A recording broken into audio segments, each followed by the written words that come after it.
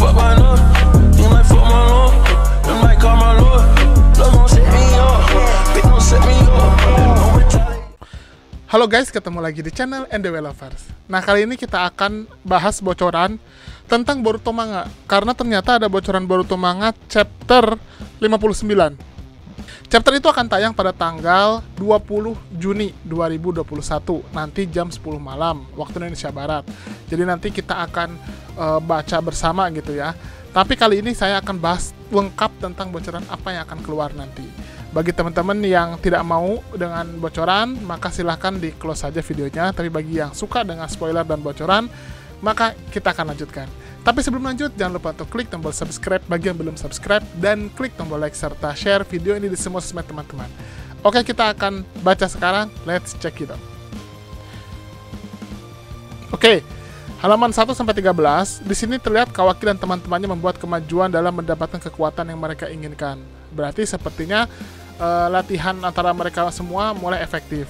Akhirnya mereka berhasil semakin mendekat untuk menghadapi kode. Jadi mungkin latihan yang kemarin disepakati itu pada akhirnya mengungkap atau membuka tabir kekuatan mereka. Batasan kekuatan mereka juga akhirnya bisa dilewati dan membuat mereka mulai lebih mendekati kemampuan kode. Chapter dibuka dengan kelas balik ke masa kecil Kode dan Kawaki. Kode mencekik Kawaki dengan kedua tangannya menempel di dinding. Jadi dicekik, tempel di dinding gitu ya. Dan saat itu dia belum memiliki sabuk hitam bertabur di wajahnya. Sepertinya kejadian ini adalah kejadian setelah Kode dan Kawaki ditempel karma. Jadi kan kemarin kan kita melihat bagaimana karma itu dikirimkan oleh Ishiki atau Jigen ke dalam semacam tabung, lalu kemudian kepada mereka semua, dan yang masih hidup hanyalah Kode dan Kawaki. Di sini Kode mengatakan, "Kenapa? Kenapa kau? Sepertinya kau tidak pernah memenuhi syarat. Apa yang membuatmu begitu istimewa?" For your information, teman-teman, kalau ini dikatakan karena setelah kejadian penanaman karma itu, Kawaki berhasil menerima karma Ishiki. Tapi Kode menerima karma, tapi dia tidak berhasil menjadi wadah bagi Ishiki, sehingga dia hanya sebagai atribut senjata saja. Lalu kemudian di sini Kawaki mengatakan, apakah kau bicara tentang, nah dia sambil deg-degan gitu kan, sambil putus-putus. Lalu kemudian Kode menjatuhkan Kawaki kembali ke tanah. Kawaki sambil berpikir, dia mengatakan, ada apa dengan kekuatan orang ini? Apakah dia semacam monster? Nah di sini terungkap sekali bahwa dari sejak kecil pun Kode begitu kuat. Lalu kemudian Kawaki melihat bahwa karma putih Kode telah diaktifkan sekarang. Jadi Kode sudah berhasil mengaktifkan karma putih itu. Dan Kode menatapnya. Kode mengatakan, aku iri padamu Kawaki, dan aku tidak bisa menahannya. Tapi aku sangat membencimu karena kau sudah dipilih untuk menjadi wadah. Aku akan membunuhmu sekarang dengan tangan kosong. Kelihatan banget kan Kode kesel banget ya. Kawaki kemudian terbangun dari mimpi buruknya. Ternyata dia memang lagi mimpi buruk. Dia berbaring di atas meja hitam. Amado sedang mengetik di komputer dan Sumire ada di samping tempat tidurnya, menanyakan apakah dia baik-baik saja. Dia mengatakan bahwa Kawaki sangat vokal saat dia mengalami mimpi buruk. Kawaki menepisnya dan menjawab bahwa itu hanyalah mimpi biasa. Amado kemudian bertanya kepada Kawaki apakah dia masih mengalami mimpi buruk, di mana dia diperlakukan kasar dan disiksa oleh Jigen. Kawaki mengatakan bahwa itu masih terjadi sesekali, tapi kali ini dia punya satu tentang bajingan itu, yaitu Kode. Kawaki melanjutkan dengan menyebutkan bahwa Kode itu sama seperti sebelumnya, menjadi sangat cemburu padanya sementara masih menyimpan dendam yang gigih. Amado dengan tenang terus menghisap rokoknya sementara Sumire terlihat khawatir. Amado mengatakan di sini, penafsiranmu salah, kau salah paham Kawaki. Kau adalah wadah milik Otsutsuki Ishiki. Itu fakta yang tidak akan pernah berubah. Lalu kata Kawaki, apa yang kau bicarakan? Amado mengatakan jiwanya seharusnya memasuki wadah, tetapi jiwanya telah padam, alias Ishiki sudah mati beneran. Jadi kamu tidak perlu khawatir akan diambil alih oleh Ishiki lagi. Tapi fakta bahwa kau adalah wadah Ishiki masih belum berubah. Maksudnya di sini adalah ototsukifikasinya Kawaki tetap berlanjut walaupun Ishiki sudah tidak ada. Kawaki mengatakan, bajingan ini hentikan, aku tidak ingin mendengarnya. Kata Amado, sebagian besar tubuhmu telah mengalami transformasi Otsutsuki, dan itulah bukti terbesar dari semuanya. Itulah realitasmu dan fakta yang sulit. Kau tidak punya pilihan selain menerimanya. Maksudnya di sini adalah transformasi Otsutsuki sudah hampir selesai. Dan di sini otomatis Kawaki sudah bukan lagi manusia biasa. Kawaki tiba-tiba mengubah lengannya dan membanting Amado ke dinding, menahannya di sana. Keyboard Amado di mejanya sekarang miring. Buset, langsung ditekan gitu ya Amado ya. Sumera kemudian manggil, Kawaki-kun. Kata Kawaki, apakah kau tidak mendengarku, kakek tua sialan? Bukankah aku sudah menyuruhmu berhenti? Aku sudah muak denganmu. Amado mengatakan, kudengar kau mencoba mengetsa kode dengan karma Boruto-kun. Maksudnya di sini adalah rencana Kawaki sebenarnya kan awalnya dia ingin membuat Boruto yang menurut dia sudah jadi Otsutsuki menanamkan karma kepada kode. Biarlah Boruto dikuasai oleh Momoshiki, tapi jiwa Boruto pindah ke kode karena dianggap Boruto adalah Otsutsuki. Jadi biarlah nanti Boruto bangkit di tubuh kode. Meskipun konsepnya sendiri tidak terlalu buruk, jika kau berhasil melakukannya, Boruto-kun akan lolos dari kematian karena reinkarnasi. Nah, jadi di sini faktanya adalah Boruto sekarang sudah jadi Otsutsuki, bukan lagi manusia biasa. Dia bisa berinkarnasi asal menanamkan karma kepada orang lain. Kau bahkan bisa menyingkirkan kode pada saat yang sama. Kau akan membunuh 2 burung dengan 1 batu. Namun dia sudah memiliki karma meskipun tidak sempurna. Berarti di sini kalau seseorang sudah punya karma walaupun tidak sempurna, proses Otsutsukifikasi atau pemindahan jiwa si Boruto akan lebih sulit. Adapun apakah kau dapat menggores tubuhnya dengan karma baru atau tidak, ketika dalam kondisi ini, aku sangat meragukannya. Dan selain itu, bahkan jika semuanya berjalan lancar dan dia tergores dengan karma, maksudnya sudah tertempel karma dari Boruto, sampai proses dekompresi selesai dan tubuhnya menjadi Otsutsuki yang sempurna, atau dengan kata lain, sampai dia menjadi wadah yang lengkap, reinkarnasi Boruto-kun tidak akan terwujud. Nah, di sini sepertinya Boruto mungkin tidak akan bisa bangkit di tubuh orang yang sudah punya karma. Jika hal seperti itu terjadi, kode mungkin akan melakukan sesuatu sebelum Boruto-kun mengambil alih tubuhnya. Nah, di sini jawabannya. Karena kode sudah paham tentang Otsutsukifikasi dan lain sebagainya, dia pasti tidak akan membiarkan dirinya diambil alih oleh Boruto. Pasti dia akan melakukan segala sesuatu untuk tetap mempertahankan tubuhnya, tapi mengambil kekuatan dari Boruto sebagai Otsutsuki. Dia seharusnya mencoba membunuh kalian semua, dimulai dengan Hokage. Apakah kau tidak ingin melindungi Hokage? Kalau begitu, maka strategi itu tidak baik. Pada akhirnya kau tidak punya pilihan lain selain berurusan dengan kode dan mengalahkannya dengan kekuatan. Maksudnya di sini adalah, kalau kode ditempeli karma Boruto, mungkin benar Boruto akan bisa bangkit di tubuh kode. Tapi sebelum itu terjadi, kode pasti akan sudah menggunakan kekuatannya itu untuk menghancurkan Konoha dan membunuh Hokage. Lalu kemudian membunuh Kawaki dan lain sebagainya. Jadi malah makin sulit, karena kode akan semakin kuat. Kawaki akhirnya melepaskan Amado.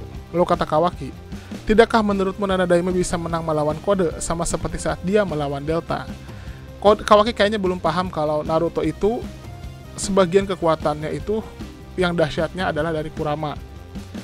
Dia memang masih kuat Naruto itu, mungkin masih di atas level para Kage, tapi Naruto jauh lebih lemah sekarang dan tidak bisa sekuat seperti ketika dia bertarung melawan Momoshiki ataupun dengan Ishiki sebelum Baryon Mode digunakan.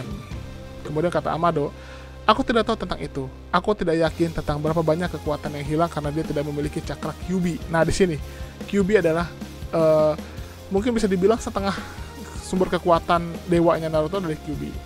Tapi kemungkinan Hokage akan melakukannya jika dia melawan kode. Dia tidak seperti Delta, bahkan kau harus mengerti itu. Masalahnya di sini disebutkan bahwa mungkin Naruto akan tetap melawan seperti ketika dia melawan Delta. Hanya saja kode itu jauh-jauh lebih kuat daripada Delta. Sedangkan Naruto jauh lebih lemah daripada ketika melawan Delta. Itu masalahnya. Amado menyalakan sebatang rokok lagi. Kata Amado, Kawaki itu sebabnya. Kau ingin kekuatan kan? Bukankah kau terus memikirkannya selama ini sejak kau kehilangan karma? Kata Kawaki, kau bajingan. Apa yang ingin kau katakan kepadaku? Kata Amado, untuk mendapatkannya sekarang Ishiki sudah mati. Kau memiliki kemampuan untuk mendapatkan kekuatan baru di tanganmu menggunakan karma sebagai senjata sejati.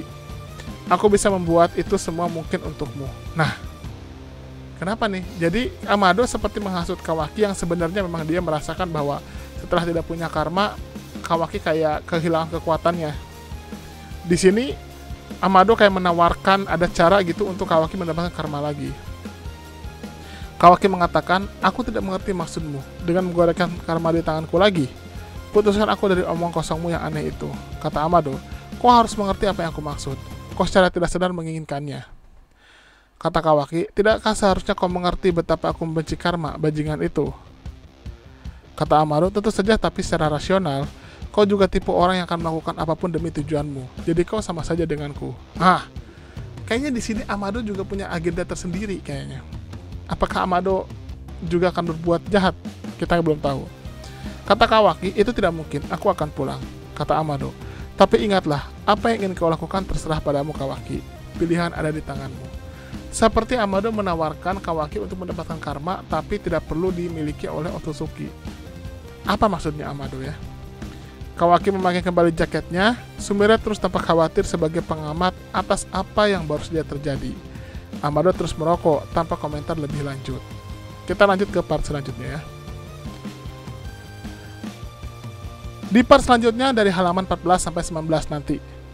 Di sini scene beralih ke Eida yang bersandar di atas meja dengan Kode dan Bug. Eida mengatakan, bukankah menyedihkan betapa Kawaki sangat mencintai Hokage? Meskipun dia ingin melindungi Hokage dari genggamanmu, Kode. Sepertinya dia menderita secara mental karena dia tidak berdaya, karena dia tidak bisa melakukan apa-apa tentang itu. Sangat menyakitkan melihatnya melalui itu. Hei Kode, untuk saat ini bisakah kau menutup mata terhadap Hokage untukku? Oh, mungkin kayaknya Kode diminta untuk sabar dulu atau gimana gitu ya. Kode mengatakan, maaf, tapi aku tidak akan melakukan itu. Otsutsuki Ishiki adalah dewa bagiku. Bahkan sekarang, dia tetap menjadi subjek pemujaan dan keyakinanku. Wah, luar biasa ya. Ishikinya udah mati, masih dipuja juga. Hokage dan rekan-rekannya telah membunuhnya dengan tangan kosong mereka sendiri. Aku tidak akan pernah memaafkan mereka tentang itu. Aku akan memastikan bahwa setiap kali mereka dihukum karenanya. Jadi di sini dendamnya Kode udah mengakar gitu. Kemudian kata Eida, tunggu. Bukankah kamu berjanji tidak akan membunuh Kawaki? Kata Kode, aku tahu dan aku secara khusus mengecualikannya dari daftar. Sepertinya karena Kawaki jadi incarannya Eida. Aku akan menghormati keinginanmu dan itu juga mengapa aku tidak akan menyerah padamu tentang Hokage. Lagi pula dia adalah target utama. Aku pasti akan menyingkirkannya dengan tangan kosongku sendiri.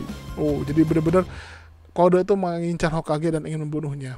Apa jangan-jangan nanti benar-benar Naruto mati ya di tangan Kode ya? Bisa jadi. Eida mengatakan, ya, aku mengerti. Kita harus memastikan bahwa tidak ada orang lain yang tahu bahwa aku terlibat dalam hal ini. Kalau tidak, Kawaki akan membenciku karenanya. Kemudian kata Bug berpikir pada dirinya sendiri, orang-orang ini gila.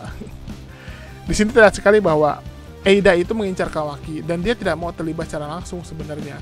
Tapi dia punya kepentingan yang sama. Jadi makanya dia bergabung dengan Kode.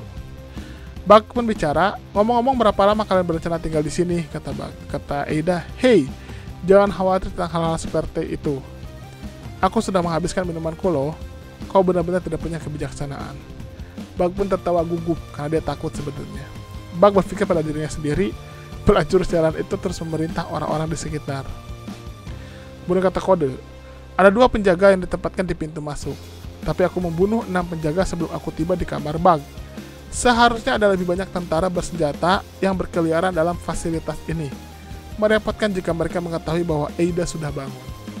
Bug gugup tergagap lagi, mendesak mereka untuk pergi. Oh, jadi Bug tuh minta mereka pergi biar gak diserang sama petugas kesehatan lagi, tentara. Kata Eida, tidak terlalu penting karena toh tidak ada yang bisa menggangguku. Jadi apa masalahnya di sini? Mungkin karena maksudnya di sini Eida bisa memanipulasi rasa cinta mereka, jadi membuat mereka memuja Eida. Kata Kode, iya, maksudku aku secara alami tertarik padamu. Aku masih tidak percaya bahwa ini karena kemampuanmu. Benar kan? Jadi pada dasarnya Eida ya tinggal buat orang lain tertarik aja kepada dirinya. Bug menegur Kode lagi karena dia memperingatkan tentang Eida dari awal. Dia masih kesal karena mereka berdua berlama-lama. Bug mengatakan bahwa jika Eida ingin mengejar Kawaki, mereka harus benar-benar pergi. Eida mengatakan bahwa dia tidak terburu-buru sama sekali. Kawaki dan Hokage terus-menerus diawasi. Perlu diingat kekuatan dari Eida adalah seperti CCTV. Kalau di Fast and Furious, God Eye, di mana dia bisa melihat semua kejadian yang ada di bumi, baik itu di masa lalu setelah dia lahir atau saat ini, tanpa perlu ada di sana gitu. Jadi dia bisa mengawasinya tanpa perlu ada di sana dan dia bisa tahu. Itu benar-benar kekuatan yang luar biasa. Ditambah lagi, kelima desa tersebut sedang melakukan perburuan Kode. Dia mengatakan bahwa mereka harus berhati-hati dan tenang untuk saat ini. Mereka akan segera mendapatkan kesempatan karena dia tidak akan mengabaikan kesempatan dengan Sendrigan. Oh iya, Sendrigan itu matanya dari Eida ya. Kekuatan mata Eida namanya Sendrigan. Nah, Kode kemudian mengingatkannya bahwa dia masih harus melepaskan pembatas untuk dibebaskan. Dia bertanya-tanya bagaimana dia akan bertarung melawan Naruto atau Sasuke dalam pertarungan 1 lawan 1 juga.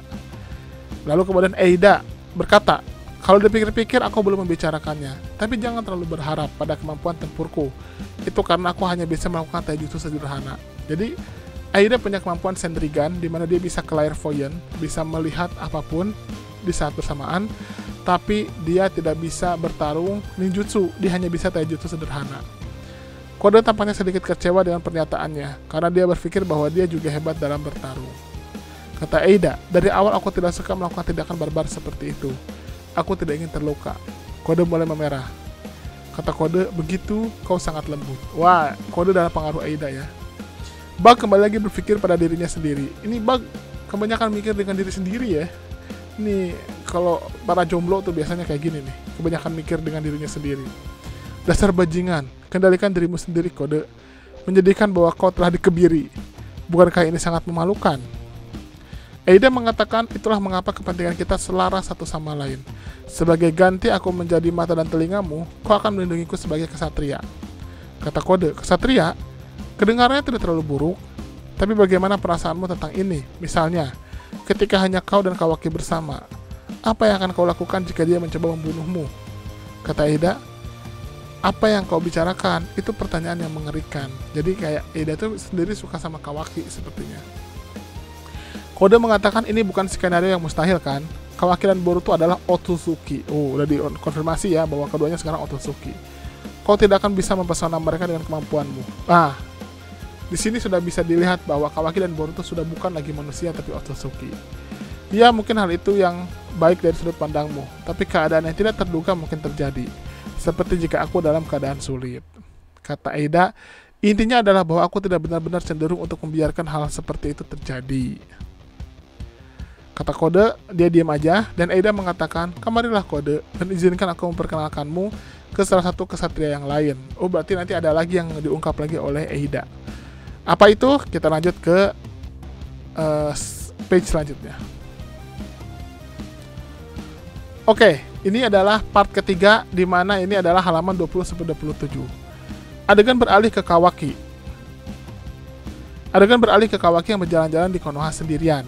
Dia merenungkan percakapan dengan Amado di kepalanya tentang bagaimana dia mencari kekuatan sejak dia kehilangan karmanya.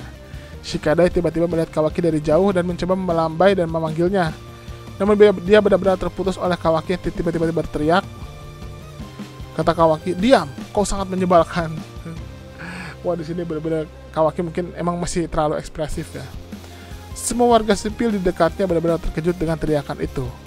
Mereka semua berhenti untuk menatap di Kawaki, tapi Shikadai dengan tenang terus berjalan ke arahnya dan mengantar Kawaki pergi. Kata Shikadai, jangan khawatir tentang itu, ayo pergi. Shikadai mengatakan bahwa itu masih dianggap sangat tinggi diklasifikasikan Intel untuk mengetahui siapa Kawaki bahkan untuk saat ini. Jadi pada dasarnya warga sipil normal tidak akan banyak tahu tentang dia sama sekali. Jadi maksudnya adalah informasi tentang Kawaki itu sekarang masih baru ada di Intel Konoha aja. Kalau warga biasa mereka belum paham. Sejak serangan Ishiki, Shikadai telah mendengar berbagai rumor, namun dia memberitahu Kawaki untuk tidak terlalu mengkhawatirkan banyak hal. Kata Shikadai, tidak peduli apa kata orang, Konoha adalah tempatmu berada. Kau tahu, karena pada akhirnya itulah yang Nana Daime anggap dapat diterima. Kata Kawaki, maaf karena mengganggumu tiba-tiba. Kata Shikadai, jangan membuat wajah murung seperti itu. Aku yakin semua orang takut, tapi kau harus tetap bangga pada dirimu sendiri.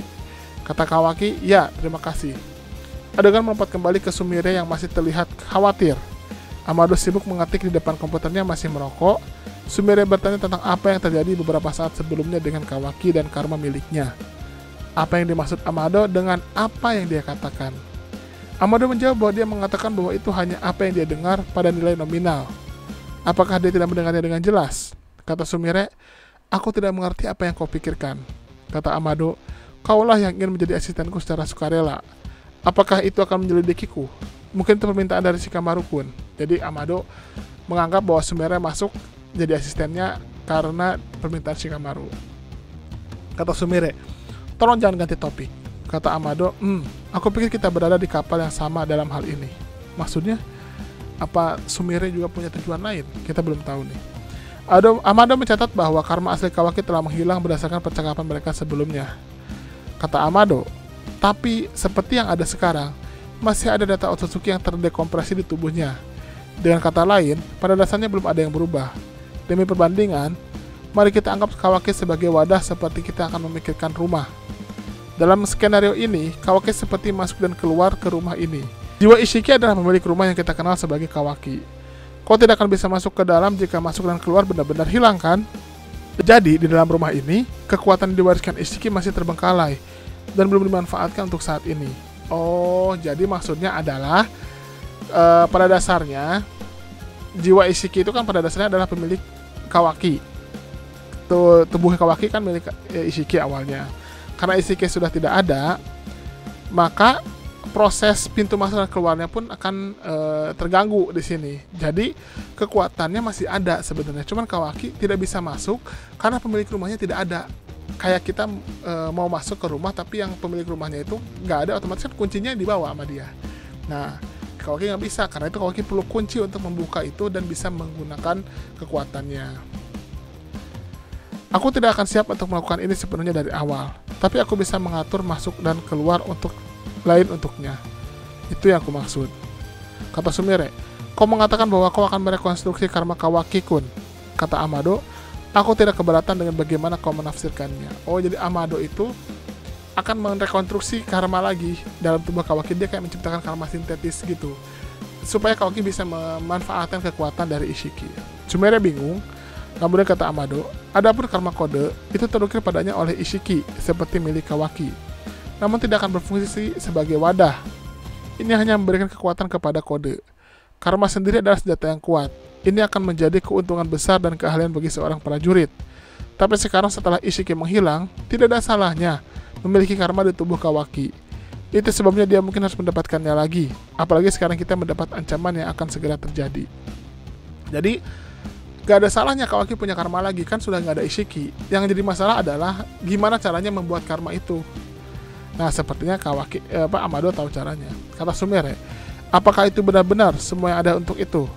Itulah alasan mengapa kau ingin merekonstruksi karma. Apakah masih ada alasan lain? Amado hanya diam. Amado kemudian mengintip dari balik bahunya ke arah Sumire. Tanpa membalikkan tubuhnya, aura mengancam mengelilingi Amado. Waduh, Amado punya rencana apa nih?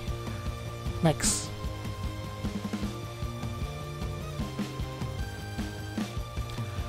Adegan berubah kembali ke pod tidur Eida.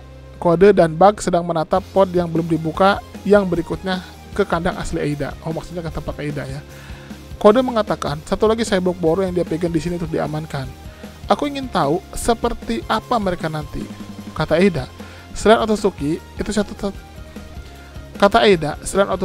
itu satu-satunya makhluk lain yang bisa membunuhku. Kode bingung, lalu kemudian Bug tampak gugup dan bertanya kepada Eida apakah dia yakin akan membuka kunci ini saja. Kata Eida, lakukan saja, cepatlah. Kode selesai menuju urutan pada pad di sebelah pod. Embusan asap mengepul keluar dari pintu di depan Kode. Namun Kode terdiam ketika dia mengintip ke dalam pod yang terbuka. Seperti tidak apa-apa di sana, kosong. Eida sepertinya sedikit kesal. Bug berkeringat dan gugup seperti biasanya. Aye, oh ada aye. Tiba-tiba seorang anak laki-laki menumpang kuda-kudaan ke Kode. Oh, sekejap, tiba-tiba ada di punggung Kode aja. Dia tampaknya kira-kira seukuran Himawari. Siapa kau? Apakah kau laki-laki baru, kakak perempuanku? Oh, si anak laki-laki itu, dia menyebut Eida dengan Nichan, kakak perempuannya. Kata Kode, kapan orang ini? Wah, berarti dia bisa kayak semacam jikukan gitu. Atau kayak semacam kekuatannya dari Minato. Kemudian kata Eida, tidak ada gunanya Kode, lebih baik kau tidak menyerangnya. Kode mulai mengubah ibu jari menjadi cakar, tapi mulai menahannya. Kata si anak itu, aye kakak, lihat, orang ini sangat nyaman untuk dikendarai. Kode cukup membeku dengan ekspresi setengah tercengang di wajahnya. Sekarang dia menjadi tunggangan kuda untuk anak kecil ini. Kata Eida, lepaskan dia, Daemon. Oh, Daemon namanya. Bukankah kau berjanji kepadaku bahwa kau tidak akan melompat pada orang ketika pertama kali bertemu? Kata Daemon, hei kau, apa kau serius dengan kakak perempuanku? Jika kau membuatnya menangis, aku akan membunuhmu, tahu? Kata Eida, pria ini hanya teman. Tidak peduli bagaimana kau melihatnya, dia bukan tipeku. Diamond mulai mendorong kepala kode dari belakang. Tiba-tiba beberapa penjaga menyerbu ke daerah mereka. Bug berpikir pada dirinya sendiri bahwa mereka idiot dan bahwa para penjaga tidak boleh mendekat. Keempat penjaga bertanya kepada Bug mengapa dia ada di sana, dan apakah Kode atau Ada atau Diamond adalah orang yang membunuh penjaga lain sebelumnya. Mereka sepertinya mengenali Ada dan Diamond sebagai cyborg baru sama. Bug berteriak kembali dan memperingatkan mereka untuk tidak masuk, karena mereka akan terbunuh. Para penjaga berasumsi bahwa Bug telah disandra. Kode ingin campur tangan, tapi Ada mengatakan tidak ada gunanya. Dia mengatakan kepadanya untuk pada dasarnya duduk dan menonton apa yang akan terungkap. Kayaknya kekuatan Diamond bakal terungkap nih. Para penjaga mengidentifikasi Kode sebagai penyusup. Tetapi apa yang harus mereka lakukan terhadap Cyborg, Ada atau Diamond? Jika mereka bertindak gegabah atau mencoba melarikan diri, maka mereka diperintahkan untuk membuangnya. Maka penjaga pertama mencoba menyiapkan tembakan dari blaster, pakai senjata ya, yang dipasang di lengan kanannya, blaster di tangan kanan. Namun sebelum meledakan bahkan bisa meninggalkan laras, sesuatu meledak tepat di wajahnya sendiri. Jadi dia nembak ke arah si Diamond atau si Ada, tapi efeknya malah dia yang merasakan di kepalanya sendiri, di wajahnya sendiri. Kode dan Bug terkejut. Asap mengepul di sekitar wajah penjaga saat dia jatuh. Diamond balas menyeringai kepada mereka, "Kamu keparat." Penjaga kedua mundur dan mencoba melemparkan kapak ke arah mereka untuk membalas rekannya yang jatuh. Tapi bahkan sebelum dia meninggalkan tangannya, kapak itu sekarang telah tertangkap Tapi bahkan sebelum dia meninggalkan tangannya, kapak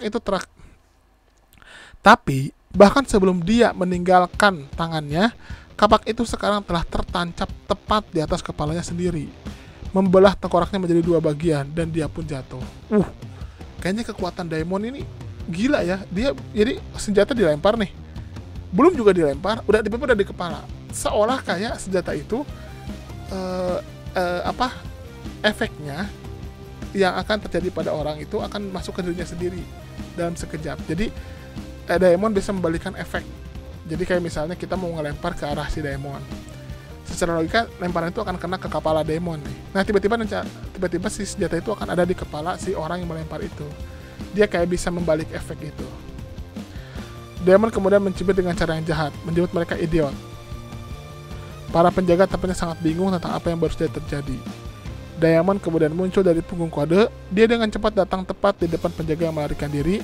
Dengan tendangan cepat ke leher, dia KO penjaga ketiga dengan mudah. Ternyata dia sangat cepat juga, kayak Minato gitu. Bedanya dia tidak perlu pakai kunai. Penjaga keempat memiliki pedang pendek yang disarungkan di punggungnya. Dia menariknya keluar untuk melibatkan Diamond, tapi itu berjalan seperti yang diharapkan. Sebelum dia bahkan bisa menariknya keluar dari sarungnya, dia sudah dipenggal entah bagaimana. Jadi benar, Diamond tuh kayak bisa membalikan efek. Jadi dia bisa memprediksi masa depan. Apa yang akan terjadi itu akan dirasakan sebelumnya gitu oleh orang yang melakukan itu. Jadi kayak orang mau mukul. Nah, dia baru berencana mukul, dia udah dipukul sendiri gitu. Tuh kan, bener kan kata Kode, dia mencerminkan serangan musuhnya. Jadi kekuatan matanya si Diamond tuh bisa mencerminkan. Kata Ada, ini akan beraksi lebih kuat untuk kekerasan dan niat membunuh. Dia dapat segera merefleksikan hasil akhir dari skenario pembunuhan musuhnya hanya dengan membayangkannya di kepala. Kau juga harus berhati-hati dengannya, Kode. Oke, saya jelaskan di sini ya.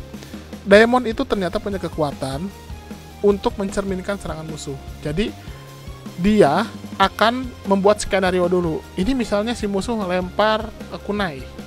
Kunai itu dengan jarak seperti itu dia mensimulasikan dulu itu akan sampai ke dada orang, ke dada targetnya atau dada dia.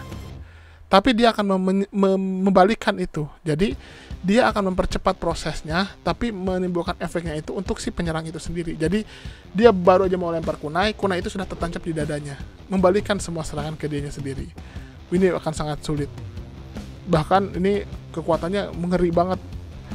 Di sini dikatakan bahwa kekuatan ini berhasil lebih kuat untuk kekerasan dan niat membunuh. Jadi kalau ada orang dengan semakin besar niatnya untuk membunuh si Diamond, maka efeknya pun semakin besar buat si orang itu.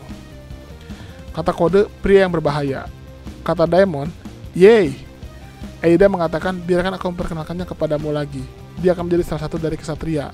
Dia adikku yang sebenarnya, Diamond. Diamond kemudian berpose dengan acungan jempol dan memberikan senyum nakal. Adegan bergeser kembali ke Sumire dan Amado. Amado masih terengah-engah. Sumire sama khawatir seperti biasa. Di sini Sumire mengatakan, aku sudah merasakan perasaan tidak nyaman ini sejak awal. Sejak semua orang kembali dari pertempuran mereka dengan Ishiki, kau memastikan bahwa Kawaki-kun aman. Sebelum melakukan hal lain, ketika kau tahu bahwa dia aman, kau tampaknya cukup lega. Tapi sederhananya, daripada mengkhawatirkan kesejahteraan Kawaki-kun, kau sepertinya mengkhawatirkan hal lain. Sepertinya kau punya niat lain. Amado di sini diam saja. Lalu kemudian Sumire mengatakan, aku menawarkan diri untuk menjadi asistenmu, sungguh karena itu keinginanku sendiri. Aku sangat mengkhawatirkan Kawaki-kun dan Boruto-kun juga. Amado mengatakan, apakah kau bijaksana atau idiot? Aku ingin tahu yang mana. Jika kamu tetap diam, kamu mungkin bisa mengekstrak lebih banyak intel.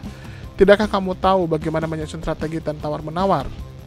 Sementara itu, Kawaki bertengger di monumen batu Hokage, di atas kepala Naruto. Dia duduk dan menatap di kejauhan. Kata Sumire, kau merencanakan sesuatu kan? Kata Amado, seperti yang diharapkan kau menjadi idiot.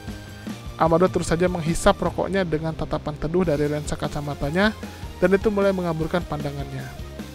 Lalu kemudian pratinjau teks samping, Kode akhirnya bertemu pasangan saudara paling seram. Apalagi motif Amado yang sebenarnya adalah titik-titik.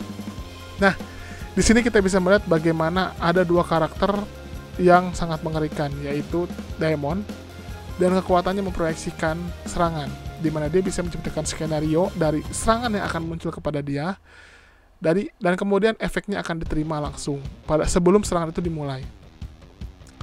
Dan hebatnya lagi, efek itu akan dirasakan oleh musuhnya sesuai dengan apa skenario yang akan terjadi.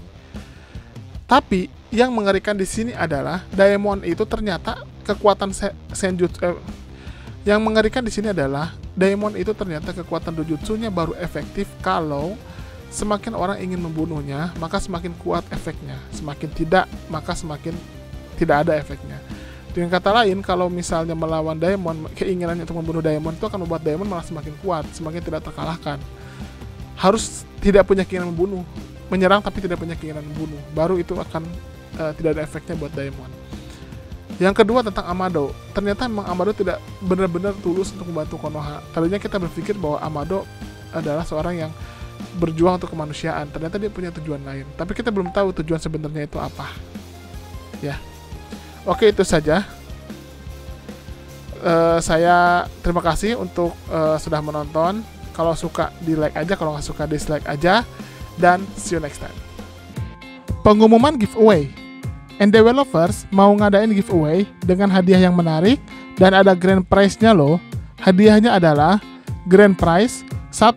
Uang tunai total Rp2.500.000 untuk 2 orang pemenang, di mana masing-masing mendapatkan Rp1.250.000 yang diundi setelah channel ini mencapai 350.000 subscriber. Yang kedua, uang tunai total Rp2 juta untuk 2 orang pemenang, masing-masing mendapatkan Rp1 juta yang akan diundi setelah channel ini mencapai 300.000 subscriber. Dan 3, uang tunai total Rp1 juta untuk 2 orang pemenang, masing-masing mendapatkan Rp500.000 yang diundi setelah channel ini mencapai 250.000 subscriber. Selain itu, ada juga hadiah bulanan, yaitu voucher Google Play masing-masing senilai Rp50.000 untuk 2 orang pemenang yang diundi setiap minggu kedua dan minggu keempat setiap bulannya. Cara dapetinnya sangat mudah loh. Yang pertama, subscribe dan share channel Developers ke semua sosmed dan kerabat teman-teman, minimal tag ke 5 temannya. Yang kedua, teman-teman komentar pakai hashtag giveaway Developers di video mana saja yang tayang. Isi komentar sangat menentukan, jadi usahakan komentar yang berhubungan dengan topik bahasan dan bukan spam atau hanya komentar berupa hashtag plus alamat IG saja. Yang ketiga, wajib sertakan nama akun Instagram teman-teman di setiap komentar untuk menghindari penipuan pemenang. Yang sudah mendapatkan hadiah voucher Google Play tetap memiliki kesempatan untuk menang salah satu dari 3 hadiah grand prize, sehingga tidak usah khawatir tidak akan dapat hadiah grand prize. Kecuali jika sudah mendapatkan salah satu hadiah grand prize, maka tidak berhak lagi mendapatkan hadiah lainnya. Pengumuman pemenang di kolom komunitas dan Instagram resmi Developers. Udah itu aja. Bebas mau komentarnya apa saja dan mau di video mana saja, tapi semakin sering berkomentar di setiap video yang tayang dengan hashtag dan juga dengan alamat IG disertakan, maka kesempatannya akan semakin besar. Semangat ikut giveaway.